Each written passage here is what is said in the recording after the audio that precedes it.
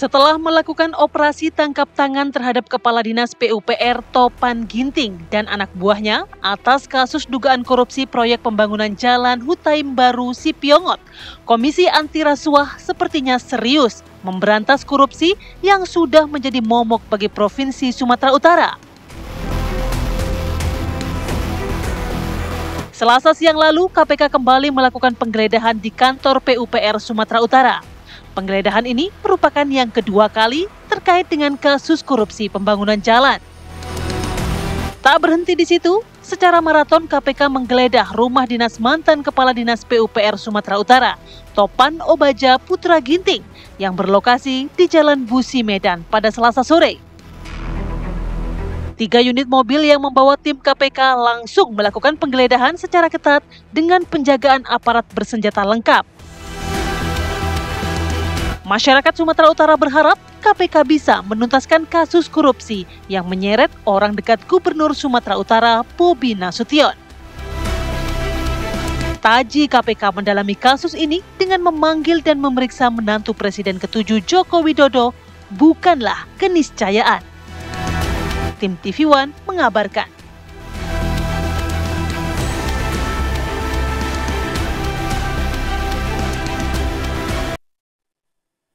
Pemirsa, KPK ini tengah mendalami dugaan korupsi dalam proyek pembangunan jalan di Sumatera Utara dengan nilai yang fantastis lebih dari 200 miliar rupiah. Ini juga menjadi sorotan dari masyarakat Indonesia karena dalam OTT ini juga diamankan Kepala Dinas PUPR Sumatera Utara yang diduga ini ring satunya. Bestinya dari Kepala Daerah Sumatera Utara, Gubernur Sumatera Utara, Bobi Nasution. Dan saat kemarin dimintai keterangan oleh awak media begitu ya, ditanyai ini kapan Bobi Nasution dipanggil oleh KPK. KPK langsung menjawab, KPK membuka peluang siapapun pihaknya yang diduga Niza mengetahui konstruksi perkara ini dibutuhkan informasi keterangan, maka penyidik akan melakukan pemanggilan termasuk mungkin ke Bobi Nasution. Nah, untuk lebih jelasnya kita langsung berbincang aja, ada narasumber yang sudah hadir di studio. Bergabung bersama kami ada Bang Freddy Alex Damanik, Wakil Ketua Umum Projo. Selamat pagi Bang Freddy. Pagi, Bang. Lalu ada juga Bang Ronald Sinyal, ini mantan penyidik KPK.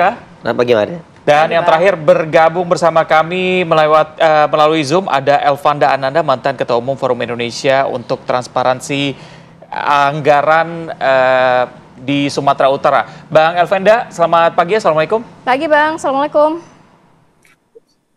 Iya, selamat pagi. Assalamualaikum. Baik Bang Elvanda, ini dari pengamatan Anda melihat apakah ada keterlibatan dari Gubernur Bobi ini dalam kasus, melihat memang kedekatan keduanya sudah terjalin lama begitu Bang? Iya, soal kedekatan itu bisa dilihat pertama dari struktur jabatan. Nah, beliau ini kan cukup panjang ya jabatan dan cukup cepat itu naiknya. Nah, artinya sebagai kepala dinas ini kan apalagi di dinas PUPR kan. Nah, ini kan salah satu OPD yang pagunya cukup besar gitu kan.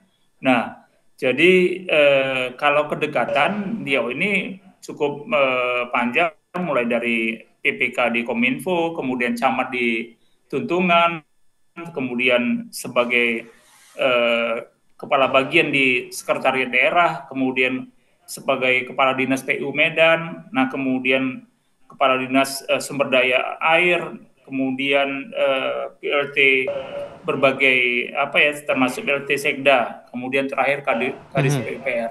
Nah, ini sebuah jabatan yang sebenarnya tidak mudah ya, begitu cepat gitu kan. Tentunya ada sesuatu yang kedekatan sehingga beliau cepat naik gitu dalam posisi ini.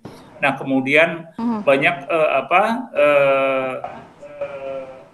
pekerjaan-pekerjaan yang kelihatannya diserahkan kepada beliau, termasuk pengawasan proyek-proyek yang ada di Kota Medan waktu sebelum dia jadi Kepala Dinas PUPR di provinsi. Nah, ini riwayat kedekatan yang kemudian bisa dibaca sebagai hubungan yang sangat dekat gitu. Nah, bahkan berbagai acara privat beliau juga nampak hadir bersama dengan wali kota.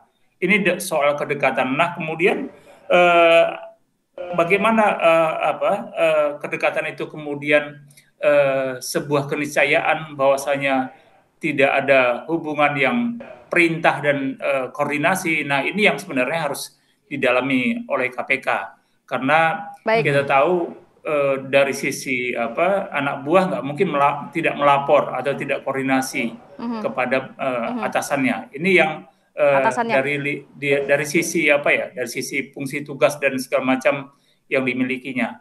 Nah, ini saya lihat seperti itu. Baik, Bang Elvenda, mungkin juga boleh digambarkan kepada kita begitu ya, kalau kita tidak salah, correct me if I'm wrong begitu Bang, kasus ini kan terjadi di 2 satuan kerja, pertama di Dinas PUPR Sumatera Utara, satu lagi PJN di bawah Kementerian PUPR begitu ya Bang. Kemudian sebenarnya secara anggaran, flow-nya, sistemnya seperti apa sih yang diketahui oleh Fitra nih Bang, sebelum akhirnya sebuah proyek yang dengan nilai fantastis ini bisa di-approve, bahkan sudah ada pos-posnya sekian persen untuk siapa, sekian persen untuk siapa?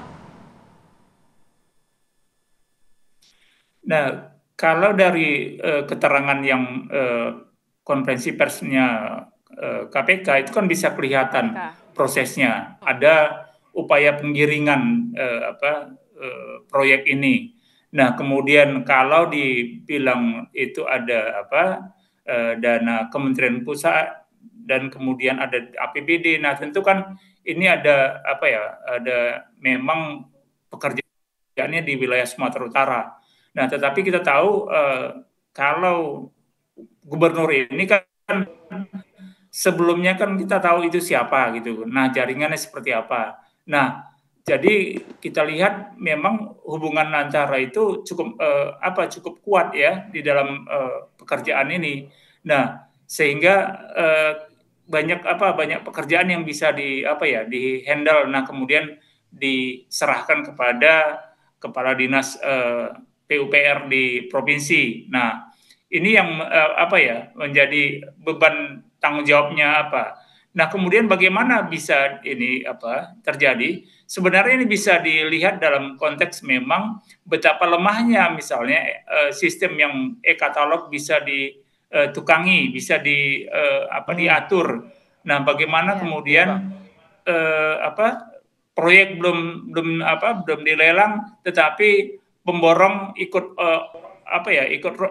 melakukan kunjungan ke wilayah yang mau dibangun gitu kan. Nah, ini kan menunjukkan bahwasanya ada sesuatu yang memang hubungan-hubungan ini sudah dibangun sebelumnya, karena tahun 2023 sebenarnya ini juga adalah pemegang beberapa proyek yang ada di Sumatera Utara juga, walaupun gubernur yang saat ini belum memerintah di tahun itu. Tetapi kan kita tahu PJ gubernur sebelumnya itu kan sangat dekat dengan waktu itu wali kota Medan. Nah, ini yang membuat hubungan-hubungan itu bisa dikaitkan sebenarnya bagaimana banyaknya pekerjaan yang bisa dilakukan oleh Bobi Nasution.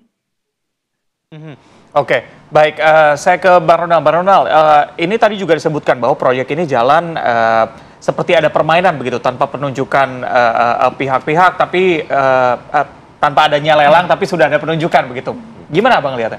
Ya, seperti yang kita tahu ya tadi yang sampaikan Bang Elvanda juga, bahwa ini proyek ini udah berjalan cukup lama ya. Dan kita tahu juga bahwa Kepala PUPR yang bersama Saudara Topan ini kan baru menjabat selama 4 bulan.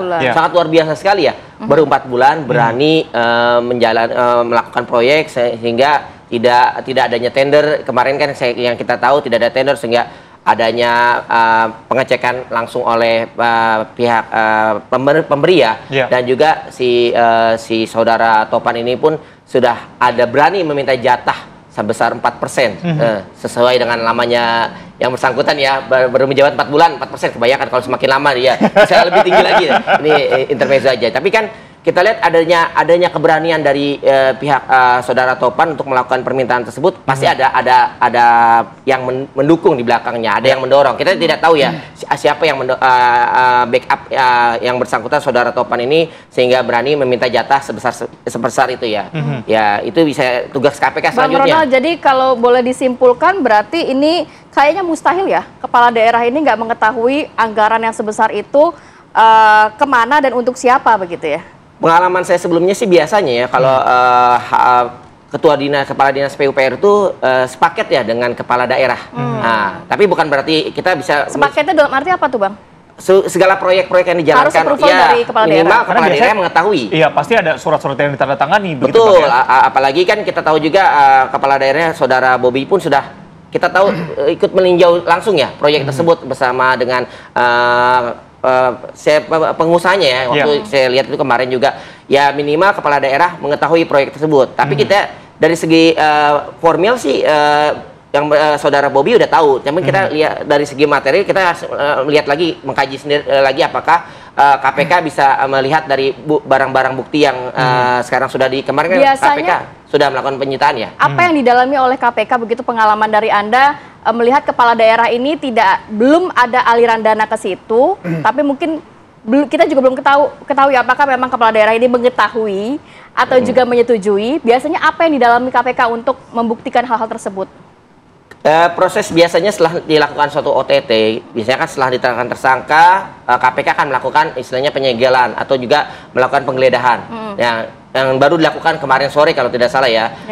KPK setelah berhasil menyita sekitar sebesar 2,8 miliar dan juga ada 2 unit senjata api ya. Nah, setelah proses tersebut, biasanya barang-barang bukti tersebut akan dianalisa oleh penyidik KPK dan akan dilihat lagi siapa saja yang akan terlibat atau memiliki keterlibatan dari barang bukti tersebut. Nanti biasanya barang bukti tersebut akan dibunyikan kepada seluruh saksi ataupun tersangka.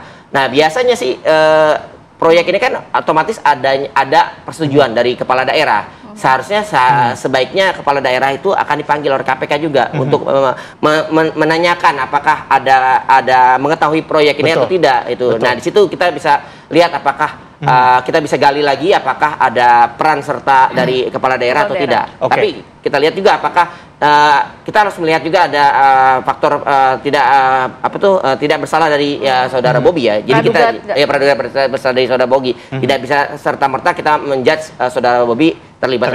Kita lihat. Bang, tapi keterlibatan tadi Abang juga bilang bahwa ini sepaket begitu antara kepala daerah dan juga PUPR. Kepala daerah mengetahui begitu. Ketika memang tidak ada bukti material di sana, apakah bisa dibilang ada keterlibatan juga? Karena memang dia akan menandatangani surat misalnya begitu, approval begitu, ada persetujuan dari kepala daerah. Nah, ini kuncinya perannya dari Saudara Topan.